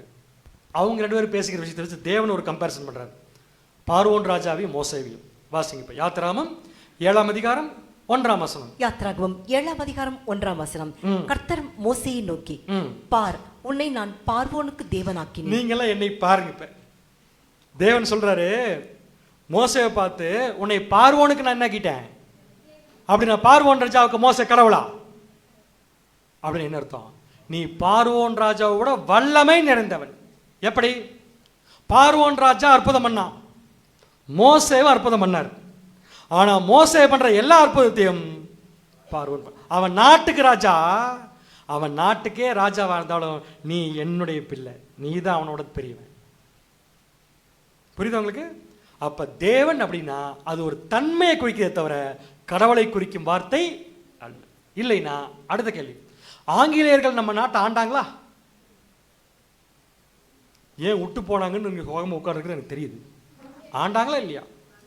அதுல ஒருத்தர் இருக்கார், அவர் பேர் லார்டு மவுண்ட் பேட்டன் பிரபு. இவர் உங்களுக்கு என்ன ஆகணும்? லார்ட் ஆகணும். கரெக்ட் தானே? அவர் நம்ம எப்படி கூப்பிடுவோம்? லார்ட் மவுண்ட் பேட்டன் பிரபு தானே. அப்ப என்ன அவர் கடவுளா? அவருடைய பவர், அவருடைய வல்லமை. ஸோ பைபிளில் எங்கேயாவது லார்ட்னு வந்துச்சுன்னா அதுக்கு தமிழில் தேவன் போட்டுருந்துச்சுன்னா எல்லா இடத்துலையும் தேவன், இயேசு கிறிஸ்து, இவங்களை மட்டும் குறிக்கிற வார்த்தை இல்லை. இது லார்ட் மவுண்ட் பேட்டன் பிரபையும் குறிக்கும், மோசேவையும் குறிக்கும், நம்மளையும் குறிக்கும். இதுக்கு மீனிங் என்னன்னா வல்லமை நிறைந்தவர் அல்லது மேலானவர், அவ்வளவுதான். ஸோ தேவன் வரதெல்லாம் இயேசு கிறிஸ்து அப்பா, மற்றதெல்லாம் இயேசு கிறிஸ்து அப்படின்னு நினச்சிக்க வேண்டாம். இது ஒரு பொதுவான வார்த்தை, ஞாபகம் வச்சுக்கோங்க. அடுத்து இதே மாதிரி நிறைய பொதுவான வார்த்தை நம்ம பைபிள் இருக்கு, அதை கன்ஃபியூஸ் பண்ணிட்டே இருப்போம். இன்னொரு வார்த்தை என்ன? பிதா. பிதான்னு ரெண்டு பேர் தான் இருக்காங்க நமக்கு. பிதாங்கிறது ரெண்டு பேர் தான். ஒன்று மனுஷன். எந்த மனுஷன்? கரெக்ட், நீ சொல்ற கரெக்ட். எந்த மனுஷன்? நம்ம அப்பா. ராமசாமி குப்புசாமி இருப்பார்ல, நம்ம அப்பா. அவரை பிதான்னு கூப்பிடலாம். இன்னும் ஒரே ஒருத்தர் தான் பிதான்னு கூப்பிடணும். யார் அது? ஆனால் இன்னைக்கு கிறிஸ்தவ மண்டலத்தில் யாரெல்லாம் கூப்பிட்டுருக்காங்க பிதான்னு? சரி, அதெல்லாம் இன்னொரு நாளைக்கு பார்க்கலாம். இதே மாதிரி ஒரு ஞாயிற்றுக்கிழமை மத்தியானம் நல்லா ஃப்ரீயாக உட்காந்து இருதயம் கலங்காது இருப்பது. மூணாவது, ஆண்டவர் சொல்லிட்டாருங்க கிட்ட அப்படிம்பாங்க சில பேர். யார் அந்த ஆண்டவர்? நம்மளை பொறுத்த வரைக்கும் ஆண்டவர்னா இயேசு கிறிஸ்து கிடையவே கிடையாது. ஆண்டவர் என்ற வார்த்தைக்கு என்ன அர்த்தம்னா ஆளுகை. சிம்பிளான விஷயம். இது தேவனுக்கு தான் பொருந்தும். சில இடத்துல பைபிளில் தேவனுக்கு ஆண்டவர்னு போட்டிருக்கும், இயேசு கிறிஸ்துக்கு ஆண்டவர்னு போட்டிருக்கும், மனுஷனுக்கும் ஆண்டவர்னு போட்டிருக்கும். சாராள் ஆபிரகாம் என்ன சொல்லி கூப்பிட்டாங்களாமா? அப்படின்னா ஆபிரகாம் என்ன கடவுளா? இயேசு கிறிஸ்துவா சாராளுக்கு? அது ஒரு பொதுவான வார்த்தை. நீங்கள் என்ன பண்ணக்கூடாது, இயேசு கிறிஸ்துவ ஆண்டவர்னு அதே மாதிரி தேவன்னு கூப்பிடுற தப்பில்லை, கன்ஃபியூஸ் பண்ணிக்கூடாது. இந்த வார்த்தை இயேசு கிறிஸ்து குறிக்கும் வார்த்தை அல்ல. இயேசு கிறிஸ்துவையும் குறிக்கும் வார்த்தை, தேவனையும் குறிக்கும் வார்த்தை, மனுஷனையும் குறிக்கும் வார்த்தை. அவ்வளோ அப்படி வச்சுக்கோங்க போதும். அடுத்தது ஒரு வசனம் வாசிக்கலாம் பாருங்க. தானியேல் 9ஆம் அதிகாரம் 4ஆம் வசனம். தானியேல் 9ஆம் அதிகாரம் 4ஆம் வசனம். என் தேவனாகிய கர்த்தரை நோக்கி ஜெபம் பண்ணி பாவ அறிக்கை செய்து ஆண்டவரே, உம்மில் அன்பு கூர்ந்து உம்முடைய கற்பனைகளை கை கொள்ளுகிறவர்களுக்கு உடன்படிக்கையையும் கிருபையையும் காக்கிற மகத்துவமும் பயங்கரமுமான தேவனே. இந்த வசனத்தை நல்லா கவனிச்சிருந்தீங்கன்னா ஒருத்தரை பத்தி நம்ம பார்த்த 2 வார்த்தை யூஸ் பண்ணப்பட்டிருக்கு. யாரை நோக்கி? அவர் எப்படிப்பட்ட தேவன்? பயங்கரமான தேவன். தெரியுதா? இந்த தேவனை இடையில என்ன சொல்லியிருக்காங்க ஜெபம் பண்றப்ப? ஆண்டவர். ஒரே ஆளை ஒரே வசனத்துல தேவன் சொல்லியிருக்கு, ஆண்டவர் சொல்லியிருக்கு. ஸோ இதை வச்சு என்ன முடிவு பண்ணிடக்கூடாது? ஆண்டவர் இயேசு கிறிஸ்து தேவன் அவங்க அப்பான்னு சொல்லி என்ன பண்ணக்கூடாது, எடுத்துக்கூடாது. எல்லா இடத்துலையும் அது பொருந்தாது. அது ஒரு குறிக்க சொல்லக்கூடிய ஒரு வார்த்தை. அது தேவனுக்கும் பொருந்தும், இயேசு கிறிஸ்துக்கும் பொருந்தும். கடைசி இன்னொரு வார்த்தை கர்த்தர் அப்படின்னா என்ன அர்த்தம்னா, அது இயேசு கிறிஸ்துவை குறிக்கும் சொல் கிடையாது, காரண கர்த்தா. ஒரு காரியத்தை செய்வதற்கு காரணமானவருக்கு பேரு காரண கர்த்தா. வருது இல்லையா? அந்த கர்த்தா தான் இந்த வார்த்தை. ஸோ இதை வச்சுட்டு இயேசு கிறிஸ்துவும் தேவனை என்ன பண்ணிடாதீங்க, ஒன்னாக்கிறாதீங்க, பிரிக்கவோ செஞ்சிடாதீங்க. இது ஒரு பொதுவான சொல் மட்டும் எடுத்துக்கோங்க. முதல் கேள்வி முடிச்சது. ஆதியில் வார்த்தை இருந்தது, அந்த வார்த்தை தேவனிடத்தில் இருந்து, அந்த வார்த்தை என்னவா இருந்துச்சு அப்படின்னா கடவுளா இருந்துச்சு அர்த்தம் இல்ல, வல்லமை நிறைந்ததா இயேசு கிறிஸ்து இருந்தாரு. அதான் மீனிங் இருக்கு. கேள்வி நம்பர் 2, என்ன பிரதர் இது தெரியாம இவ்வளவு நேரம் பேசிட்டு இருக்கீங்க? நானும் பிதா எப்படி இருக்கிறோம்? ஆமா, நானும் பிதா ஒன்னா இருக்கோம்னா 2 பேரும் ஒண்ணுன்னு அர்த்தம். கரெக்டா? வச்சுக்கலாம் இருங்க. நானும் பிதா ஒன்னா இருக்கோம்னா 2 பேரும் ஒண்ணுன்னு வச்சுட்டா இயேசு கிறிஸ்து எதை பத்தி பேசிட்டு இருக்காரு இப்ப கண்டுபிடிச்சிடலாம். நானும் பிதா ஒன்னா இருக்கோம்னா ஒருத்தர் தானே. இப்ப பாருங்க இயேசு கிறிஸ்து எப்படி பேசாருன்னு பார்க்கலாம். யோவான் 17ஆம் அதிகாரம் 21, 22. யோவான் 17ஆம் அதிகாரம் 21, 22 வசனங்கள். அவர்கள் எல்லாரும் ஒன்றாயிருக்கவும். இயேசு கிறிஸ்து தேவன்கிட்ட ஜெபம் பண்றாரு. அவர்கள் எல்லாரும் எப்படி இருக்கணும் சொல்ல மாட்டேங்கிறீங்க? இந்த அவர்கள்ங்கிறது யாரு? இப்ப நம்மளாம் என்னவா இருக்கணும்? நம்ம எத்தனை பேர்? இப்ப ஒருத்தரா? நியாயங்க வந்து நானும் பிதா ஒன்னா இருக்கோம்னா 2 பேரும் ஒண்ணுன்னா நம்ம எல்லாரும் ஒன்னா இருக்கோம்னா நம்ம எல்லாம் ஒருத்தர் தான். அப்ப இயேசு கிறிஸ்து நானும் பிதா ஒன்னா இருக்கோம்னு சொன்னது ஆள் தத்துவத்தில் இல்ல, அவங்க 2 பேரும் எதுல ஒன்னா இருக்கிறாங்க?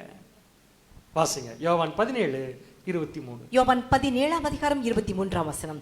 ஒருமைப்பாட்டில் அவர்கள் தேறினவர்களா இருக்கும்படி. ஒருமைப்பாட்டில் ஒன்னா இருக்கணும். ஒருமைப்பாடு ஒன்னஸ். தேவனும் கிறிஸ்து அந்த ஒன்னஸ்ல கரெக்டா இருப்பாங்க. அவர் என்ன நினைக்கிறாரோ அதை அப்படியே பண்ணுவார். உங்களுக்கு ஒரு விஷயம் தெரியுமா? இயேசு கிறிஸ்து பூமிக்கு அனுப்பினது யாரு?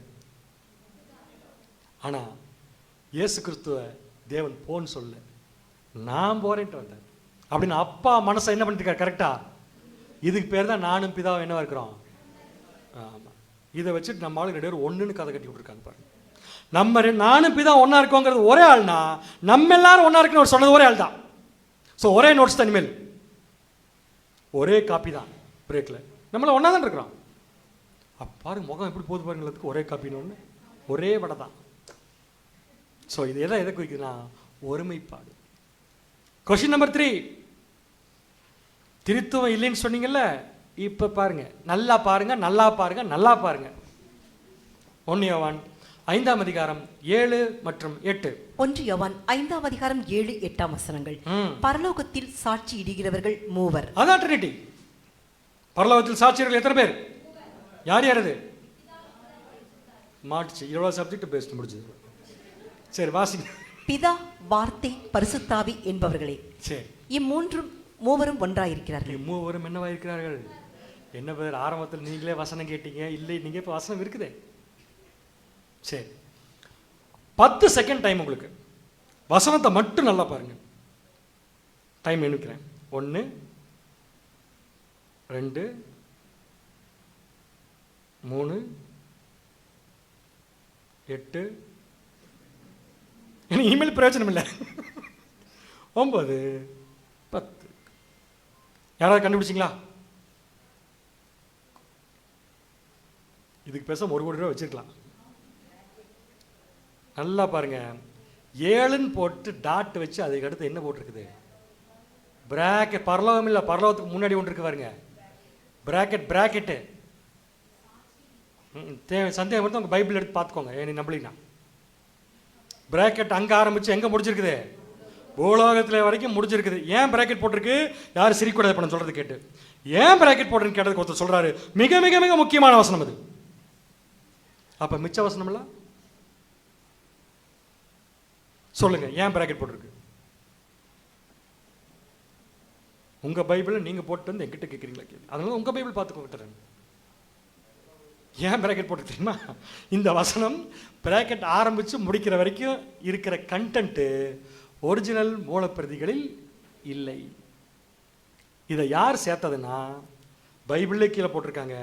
எராமஸ் அப்படிங்கிற பிஷப் 1523 வசனம் இன்சர்டட் த டெக்ஸ்ட். சிம்பிளா சொல்ல போனா திருத்துவத்தை சப்போர்ட் பண்ற வார்த்தைகள் பைபிள் இல்லைங்கிறதுக்காகவே இந்த பிஷப் என்ன பண்ணியிருக்காருன்னா 1 யோவான் 5:7 இந்த வசனத்தை இன்சர்ட் பண்ணிட்டார். ஆனால் ஒன்று பாருங்க, பின்னாடி வந்தவங்க கண்டுபிடிச்சிட்டாங்க இது ஒரிஜினல் பைபிளில் இல்லை, எடுத்துடலான்னு நினச்சா. அப்போ ஒரு வசனம் படித்தோம், இந்த தீர்க்கதரிசன புத்தகத்தில் எவனாகிலும் எதையாக எடுத்தா என்ன பண்ணிடுவேன், கிறுக்கி போடுவேன்னு சொல்லிட்டாரு. அதனால் என்ன பண்ணாங்க, எடுத்தாலும் வம்பு, அப்படியே விட்டாலும் வம்பு. யாருக்கும் தெரியாம என்ன போட்டு விட்டுறலாம், யாராவது புத்திசாலி வந்து கண்டுபிடிச்சிக்கிட்டு. இன்னைக்கு அந்த புத்திசாலி வேற யாரும் இல்லைங்க. நம்ம எத்தனை வருஷமா நம்ம கையில் பைபிள் வச்சிருக்கோம். நம்முடைய முன்னோர்கள் எத்தனை வருஷமா பைபிள் படிச்சிருக்காங்க. யாராவது இதை கண்டுபிடிச்சு நமக்கு சொல்லியிருக்காங்க. ஒரு பிராக்கெட்டை கண்டுபிடிக்க முடியல. அன்பான சகோதர சகோதரி, ஓகே. கேள்வி நம்பர் 3 முடிச்சது. கேள்வி நம்பர் 4 பிலிப்பு கிட்ட இயேசு கிறிஸ்து சொன்ன வசனம். யோவான் 14:9. யோவான் 14ஆம் அதிகாரம் 9ஆம் வசனம். அதற்கு இயேசு, பிலிப்புவே, இவ்வளவு காலம் நான் உங்களுடனே கூட இருந்தும் நீ என்னை அறியவில்லையா? நீ என்னை அறியவில்லையா? என்னை கண்டவன் பிதாவை கண்டான். என்ன சொல்லியிருக்காரு? 2 பேரும் ஒன்று தானே. அப்ப என்னை கண்டவன் பிதாவை கண்டான். பிதா அவர் ஒன்று தானே. இப்போ நீங்கள் என்ன கேட்குறீங்க, என் கூட என் ஃப்ரெண்ட் ஒருத்தர் இருக்கார், அவர் பேர் வந்து ராமசாமி வச்சுக்கோங்க. அவரை பற்றி அடிக்கடி உங்கள்கிட்ட பேசிட்டே இருக்கிறேன். நீங்கள் கேட்குறீங்க, அந்த ராமசாமி எப்படி இருப்பார் சொல்லுங்கள். நான் சொல்கிறேன், என்னையை பார்த்தா ராமசாமி அப்படின்னு 2 பேர் ஒன்றா. இப்போ நான் என்ன சொல்ல வரேன், நான் என்ன பேசுகிறனோ, என்ன செய்யறனோ, எப்படி சிந்திக்கிறனோ, எப்படி விளையாடுவனோ, எப்படி சீரியஸ் ஆகணும், அதெல்லாம் ராமசாமி இருக்குது. புரியுதா? அப்ப என்னை கண்டவன் பிதாவை கண்டான என்ன அர்த்தம்னா, பிதாவை ஒருவரும் ஒரு காலம் என்ன பண்ண முடியாது பார்க்க. சீசர்கள் கேட்கறாங்க, எனக்கு பார்த்தாங்கன்ட்டு சொல்றாரு. அவரை எதுக்குப்பா போய் தனியா பார்க்குறீங்க, என்னை பார்த்தா அவரை பார்த்த மாதிரி.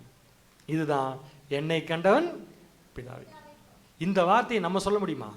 பக்கத்து வீட்டில் யாராவது வந்து கதவை தட்டி இப்படி தட்டி இயேசு கிறிஸ்துவ காமிங்கன்னு சொன்ன நீங்க என்ன சொல்லுவீங்க? என்னை கண்டவன். இதற்கப்புறம் ஒரு காலம் இயேசு கிறிஸ்துவ என்ன பண்ண முடியாது, பார்க்க முடியும். ஆனா இயேசு கிறிஸ்து தைரியமா சொல்றாருன்னா அவர் அந்த மாதிரி இருந்து காமிச்சிருக்கார், அதனால சொல்றாரு. வாசிக்கலாம் பாருங்க. 1 கொலோசியர் 1ஆம் அதிகாரம் 15ஆம் வசனம். கொலோசியர் 1ஆம் அதிகாரம் 15ஆம் வசனம். அவர் அதரிசனமான தேவனுடைய தச்சுரூபமும். அதிரசம் இல்ல, அதரிசனம் என்ன? தரிசனம்னா பார்க்கிறது, அதரிசனம்னா பார்க்க முடியாத தேவனுடைய சொரூபம் யாருன்னு பார்த்தீங்கன்னா நம்முடைய ஆண்டவராகிய இயேசு கிறிஸ்து. யோவான் 14:11. யோவான் 14:11. நான் பிதாவிலும். நல்லா கவனிங்க. நான் பிதாவிலும். பிதா இதுக்கு என்ன மீனிங் தெரியுமா? பிதாவுடைய பரிசுத்த ஆவி யாருக்குள் இருக்கு? எனக்குள் இருக்கு. அந்த பரிசுத்த ஆவி எனக்குள் இருக்கிறதுனால நான் செய்யற கிரியைகள்லாம் என் கூட யார் இருக்கிற மாதிரி இருக்குது. அதனால தான் சொல்றாரு, என்னை கண்டவன் யாரை கண்டான்? பிதாவை கண்டான். அடுத்த வசனம், அடுத்த கேள்வி உங்களுக்கு வர வேண்டிய கேள்வி. வரலினாலும் சந்தோஷம், வந்தாலும் சந்தோஷம். கொஸ்டின் என்னன்னா 1 தீமோத்தேயு 3:16. 1 தீமோத்தேயு 3:16. அன்றியும் தேவ பக்திக்குரிய ரகசியமானது யாவரும் ஒப்புக்கொள்கிறபடியே மகா மேன்மையுள்ளது. இது வரைக்கும் தேவையில்லை நமக்கு. அடுத்த கணக்கு தான் முக்கியம். தேவன் மாம்சத்திலே வெளிப்பட்டார். எல்லாரும் ஒரு தடவை சொல்லுங்க. தேவன் மாம்சத்தில். இதை ஈஸியா டிபேட் பண்ணிடலாம். தேவன்னா யாரு? இல்ல, அவரை மட்டும் குறிக்கிறது. இயேசு கிறிஸ்து தேவன் சொல்லியிருக்கு, மோசேயும் தேவன் சொல்லியிருக்கு. அப்ப இது யாரை குறிக்குன்னு பாத்தீங்கன்னா அங்க இருக்கிற பிதாவை மட்டும் என்ன பண்ணாது, குறிக்காது. சரி, ஓகே, இது டிபேட்டுக்கு எடுத்துக்கலாம். தேவன் மாம்சத்தில் வெளிப்பட்டார்னா இயேசு கிறிஸ்து தான் தேவன் வச்சுக்கலாம். ஏன்னா இயேசு கிறிஸ்து மாம்சத்தில் வந்தார். இந்த வசனத்தின்படி அவர் தான் தேவன் எடுத்தா இந்த மொழிபெயர்ப்பு அப்படியே பாருங்க. திருவிழியத்தில் போட்டிருக்கேன், நல்லா கவனிங்க என்ன இருக்குன்னு பார்க்கலாம். அதுல திருவிவிலியம் நமது சமயத்தின் மறை உண்மை உயர்வானது என்பதில் நமது சமயத்தின் மறை உண்மை உயர்வானது என்பதில் ஐயமே இல்லை. அது பின்வருமாறு, மானிடராய் அவர் வெளிப்படுத்தப்பட்டார். என்ன போட்டிருக்கு தமிழ்ல? திருவெளித்துல மானிடராய் இயேசு கிறிஸ்து வெளிப்படுத்தப்பட்டார் போட்டிருக்குது. அவர் வெளிப்படுத்தப்பட்டார் அப்படின்னு அர்த்தம். மேல யாரை பத்தி பேசிட்டு இருக்குதோ அதை பத்தி சொல்லுது. நீங்க போய் எடுத்து பாருங்க வீட்டுல, யாரை பத்தி பேசிட்டு இருக்க? நம்முடைய ஆண்டவராகிய. அப்படின்னா இது தேவனை பத்தி சொல்ல, அவருடைய குமாரனாக இயேசு கிறிஸ்து மாம்சத்திலே வெளிப்பட்டார். அடுத்தது, கிறிஸ்மஸ் அன்னைக்கு ஒரு பாட்டு பாடுவோம் இல்லையா? நம்ம பாடின பாட்டெல்லாம் இந்த வருஷத்தோட முடிஞ்சது. என்ன பாட்டுது? நானும் பாடுறேன், சேர்ந்துருங்க. ஏசாயா 9:6. ஏசாயா 9:6. நமக்கு ஒரு பாலகன் பிறந்தார். நமக்கு ஒரு பாலகன் வருஷம் டிசம்பர் 25 பிறப்பார். அடுத்தது, நமக்கு ஒரு குமாரன் கொடுக்கப்பட்டார். கர்த்தத்துவம் அவர் தோளின் மேல் இருக்கும். அவர் நாமம் அதிசயமானவர், ஆலோசனை கர்த்தா, வல்லமையுள்ள தேவன், நித்திய பிதா, சமாதான பிரபு. எங்க பாயிண்ட் கிடைச்சிட்டு உங்களுக்கு. இயேசு கிறிஸ்து யாராமா? இங்க ரவுண்ட் பண்ணிக்கிறது மட்டும் சொல்லுங்க. அதெல்லாம் நமக்கு டிபேட் கிடையாது. டிபேட்டுக்கு மட்டும் பேசலாம். அப்ப பிதான் போட்டிருக்க இயேசு கிறிஸ்துக்கு. எனக்கு ஒரு விஷயம் நல்லா புரிஞ்சு, இப்படி நீங்க திங்க் பண்ண போறது இல்லை. ஆனா இந்த மாதிரி திங்க் பண்ணவங்க கேட்ட கேள்வியில இப்ப சப்ஜெக்டா மாறிடுச்சு உங்களுக்கு. இயேசு கிறிஸ்து பிதான் போட்டிருக்குல்ல, போட்டிருக்கு. என்ன பிதான் போட்டிருக்கு? அதனால அவர்னு எடுத்துக்க முடியுமா? அதையா எடுத்துக்க முடியாது. ஏன் தெரியுமா? இங்க நித்திய பிதாங்கிற பேர் அவரை பத்தி பேசிட்டு இருக்கு. ஆனா பைபிள்ல தேவனுக்கு பிடிக்காத ஒருத்தர் இருக்கிறான். அவன் பேர் என்ன தெரியுமா? நமக்கும் பிடிக்காது. ஏன்னா பழிய பூரா அவன் மேல போட்டுருவோம். சாத்தான். அருமையான பதில். எல்லா பழியும் தூக்கி அவன் மேல போட்டுறது. அந்த சாத்தானுக்கு பைபிள் ஒரு பேர் இருக்கு. இருக்கு, நான் ரவுண்ட் பண்ணது மட்டும் வாசிங்க. பொய்யனும் பொய்க்கு பிதாவுமாய் இருக்கிறபடியால். சாத்தானுக்கு என்ன பேரு? இயேசு கிறிஸ்துக்கு என்ன பேரு? அப்படின்னா 2 பேரும் பிதாவாகிய தேவனை குறிக்குமா? சூப்பர். இயேசு கிறிஸ்துக்கே நித்திய பிதான் போட்டிருக்குன்னா எல்லாருக்கும் நித்திய ஜீவன் கொடுப்பதற்கு அவர் பிதா, எல்லாரையும் பொய் பேச வைக்கிறதுக்கு இவன் பிதா. கோயம்புத்தூர் பசங்க சொல்லட்டுமா? பொய் பேசுறதுக்கு இவன் தான் அப்பன், உயிர் கொடுக்கிறதுக்கு அவர் தான் அப்பன். ஓகே, ஸோ இந்த வார்த்தைகளை எந்த காரணத்தை கொண்டு கன்ஃபியூஸ் பண்ணிக்காதீங்க. தேவன் அப்படின்னா வல்லமை உள்ளவர், பிதானா அப்பா, ஆண்டவர்னா ஆளுகை செய்பவர், கர்த்தர்னா காரணமானவர். இது ஸ்பெசிஃபிக்கா ஒருத்தரை கொடுக்கக்கூடிய வார்த்தை இல்லை. அடுத்தது, இப்போ நான் சொன்ன சப்ஜெக்ட் உங்களுக்கு புரிஞ்சிருச்சுன்னா இப்போ சகோதரி வாசிப்பாங்க, அழகா புரிஞ்சிருச்சு. நீங்க எல்லாரும் எனக்கு திருப்பி சொல்லணும். வசனம் மட்டும்தான், வேற எதுவும் கிடையாது. வாசிங்க. இப்ப இல்ல, இன்னும் கொஞ்சம் போயிட்டு அப்படியே வாசிக்கலாம். 1 கொரிந்தியர் 15:22. அந்த வசனத்தை கொஞ்சம் ஆர்டர் மாத்தி மாத்தி போடுவேன் உங்களுக்கு புரிஞ்சுக்கிறதுக்காக. வாசிங்க. இப்ப ஆதாமுக்குள் எல்லாரும் மரிக்கிறது போல கிறிஸ்துவுக்குள் எல்லாரும் உயிர்ப்பிக்கப்படுவார்கள். எப்ப? 3ஆம் உலகத்துல எல்லா ஜனங்களும் என்ன பண்ணுவாங்க? உயிர்த்தெழுந்து வருவாங்க. அவன் தன் தன் வரிசையிலே உயிர்ப்பிக்கப்படுவான். எல்லாரும் உயிர்த்தெழுவதற்கு ஒரு ஆர்டர், கசகசலாம் வர மாட்டாங்க, ஒரு ஆர்டர் இருக்கு. அந்த ஆர்டர்ல ஃபர்ஸ்ட் யாரு உயிர்த்தெழுதல்ல? முதற் பலனானவர் கிறிஸ்து. கிறிஸ்து. கிளியர் இருக்கு உங்களுக்கு? உயிர்த்தெழுதல்ல முதல் பலனான யாரு? அது ஏற்கனவே என்ன பண்ணிட்டாரு? ஒரு உயிர் தெழுந்துட்டார். அந்த ஆர்டர்ல அப்படியே வந்துட்டே இருக்கு. பின்பு அவர் வருகையில், அவருடைய இரண்டாம் வருகையில், கிறிஸ்துடைய இரண்டாம் வருகையில் அவருடையவர்கள் உயிர்ப்பிக்கப்படுவார்கள். அவருடையவர்கள் என்ன பண்ணப்படுவாங்க? உயிர்ப்பிக்கப்படுவார்கள். 25ஆம் வசனம். அதுக்கப்புறம் இயேசு கிறிஸ்து என்ன பண்ணுவாரு?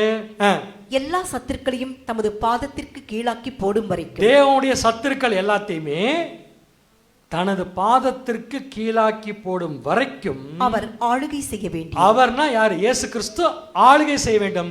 எத்தனை வருஷம் ஆளுகை செய்ய வேண்டும் என்றால் 1000 வருஷம் ஆளுகை செய்ய வேண்டும். இது ரொம்ப டீப் டாக்டர், இப்ப நம்ம படிக்க வேண்டாம். ஒரு விஷயத்துக்காக இந்த பாயிண்ட் சொல்ல வரேன். ஸோ எல்லாத்தையும் உயிர் தெழுப்பி 1000 வருஷம் இயேசு கிறிஸ்து என்ன பண்ணணும்? ஆட்சி செய்யணும். எதுக்குன்னா தேவனுடைய சத்துருக்கள் எல்லாத்தையும் அழிக்கிறதுக்கு. பரிகரிக்கப்படும் கடைசி சத்துரியார். வாசிங்க. 26ஆம் வசனம். பரிகரிக்கப்படும் கடைசி சத்துரு மரணம். அப்ப எத்தனை சத்துருக்கள் இருப்பாங்க? எல்லாத்தையும் 1000 ஆண்டு அரசாட்சியில கிறிஸ்து பரிகரித்து ஜெயிச்சு மரணத்தையும் அவர் என்ன பண்ணிடுவாரு? ஜெயிச்சிருவார். அடுத்தது 24ஆம் வசனம். அதன் பின்பு முடிவுண்டாகும். அப்பொழுது அவர் சகல துரைத்தனத்தையும் சகல அதிகாரத்தையும் வல்லமையும் பரிகரித்து, சகல துரைத்தனம் சகல அதிகாரத்தையும் இயேசு கிறிஸ்து பெற்றுக்கொண்டு பரிகரித்து தேவனும் பிதாவுமாய் இருக்கிறவருக்கு ராஜ்யத்தை ஒப்புக் கொடுப்பார். எல்லா சத்துருக்களையும் ஜெயிச்சு முடிச்சு எல்லாத்தையும் ஒழுங்கு பண்ணிட்டு இயேசு கிறிஸ்து அந்த ப்ராஜெக்டை முடிச்ச சந்தோஷத்தோட தேவனுக்கும் பிதாவுமா இருப்பதற்கு எதை ஒப்பு கொடுத்துருவாரு? ராஜ்யத்தை ஒப்பு கொடுத்துருவாரு. So project over. ஞாபகம் வச்சுக்கோங்க. இப்போ இதை படிச்சு எனக்கு அர்த்தம் சொல்லுங்க. 1 கொரிந்தியர் 15ஆம் அதிகாரம் 27, 28ஆம் வசனங்கள். சகலத்தையும் அவருடைய பாதத்திற்கு கீழ்ப்படுத்தினாரே, ஆகிலும் சகலமும் அவருக்கு கீழ்ப்படுத்தப்பட்டதென்று சொல்லி இருக்கும்போது சகலத்தையும் அவருக்கு கீழ்ப்படுத்தினவர் கீழ்ப்படுத்தப்படவில்லை என்பது வெளியரங்கமாய் இருக்கிறது. சகலமும் அவருக்கு கீழ்ப்பட்டிருக்கும் போது தேவனே சகலத்திலும் சகலமுமாய் இருப்பதற்கு குமாரன் தாமும் தமக்கு சகலத்தையும் கீழ்ப்படுத்தினவருக்கு கீழ்ப்பட்டிருப்பார். எனக்கு புரிஞ்சிச்சுன்னு மட்டும் சொன்னீங்கன்னா போதும், வேற எதுவும் சொல்ல வேண்டாம். எனக்கு ஒரு விஷயம் நல்லா புரிஞ்சுது. என்ன தெரியுங்களா? உங்களுக்கு புரியலைங்கிறது உண்மைதான் அது. சரி, இப்போ புரிய வைக்கட்டுமா உங்களுக்கு? நான் எந்த இடத்துல தேவனை ஆட் பண்ணுறேன், எந்த இடத்துல கிறிஸ்து ஆட் பண்ணுறேன்னு மட்டும் பாருங்க. ஆட் பண்ணால் மட்டும்தான் புரியுது. வாசிக்கிறேன், கவனிங்க, ஃபாலோ பண்ணுங்க எல்லாருமே. தேவன் சகலத்தையும் கிறிஸ்துவின் பாதத்திற்கு கீழ்ப்படுத்தினார். கிளியர்? 1000 ஆண்டு அரசாட்சியில் தேவன் சகலத்தையும் கிறிஸ்துவின் பாதத்திற்கு கீழ்ப்படுத்தினார். ஆகிலும் சகலமும் இயேசு கிறிஸ்துவுக்கு கீழ்ப்படுத்தப்பட்டது என்று சொல்லி இருக்கும்போது, சகலமும் இயேசு கிறிஸ்துவுக்கு கீழ்ப்படுத்தப்பட்டது என்று சொல்லி இருக்கும்போது, இயேசு கிறிஸ்துவுக்கு சகலத்தையும் கீழ்ப்படுத்தின பிதா கீழ்ப்படுத்தப்படவில்லை. என்ன மீனிங் தெரியுமா? 1000 ஆண்டு அரசாட்சியில் தேவன் எல்லாத்தையும் கிறிஸ்துவுக்கு கீழ்ப்படுத்திட்டாருங்கிறதுக்காக தேவன் கிறிஸ்துவுக்கு கீழ்ப்பட்டவர் அல்ல. அடுத்த பாயிண்ட், இதுவே எப்படி இருக்கும், அடுத்து எப்படி இருக்கும்? உடனே இயேசு கிறிஸ்து என்ன பண்ணாரமா, நமக்கு கீழே தேவன் எல்லாத்தையும் கொடுத்தாருங்கிறதுக்காக தனக்கு தேவன் கொடுத்த எல்லாமே தனக்கு கீழ் இருக்கு. ஆனா தனக்கு கீழ் இருக்கிறதுல தேவனுக்கு கீழே வர்றதுக்கு என்ன பண்றதுன்னா, நான் தேவனுக்கு கீழே போயிட்டா தேவன் எனக்கு கொடுத்த எல்லாமே அவருக்கு கீழே வந்துடும். இப்ப வாசிக்கிறேன் பாருங்க, 28. சகலமும் இயேசு கிறிஸ்துவுக்கு கீழ்ப்பட்டிருக்கும் போது தேவனே சகலத்திலும் சகலமாக இருப்பதற்கு இயேசு கிறிஸ்து தமக்கு சகலத்தையும் கீழ்ப்படுத்தின தேவனுக்கு கீழ்ப்பட்டிருப்பார். நீங்க பிதாவும் குமாரனும் ஒன்னு சொல்லி முடிவு பண்ணிட்டீங்கன்னா 2000 வருஷம் உங்களுக்கு டைம் தரேன், இந்த வசனத்துக்கு பதில் சொல்லி பார்க்கலாம். பிகாஸ் பைபிள் கிளியர் எழுதியிருக்கிறாங்க. அப்போஸ்தலர்கள் 2 பேரும் வேற வேற. சரி, தேவனுக்கு பேர் இருக்கா? அதாவது இயேசு கிறிஸ்து அப்பாவுக்கு பேர் இருக்கான்னு கேட்குறேன். இருக்கா? பார்க்கலாம் கொஞ்சம் இருங்க, அவசரப்படாங்க. டோர்ஸ் எல்லாம் க்ளோஸ் தானே, பூட்டு போட்டு வச்சிருங்க.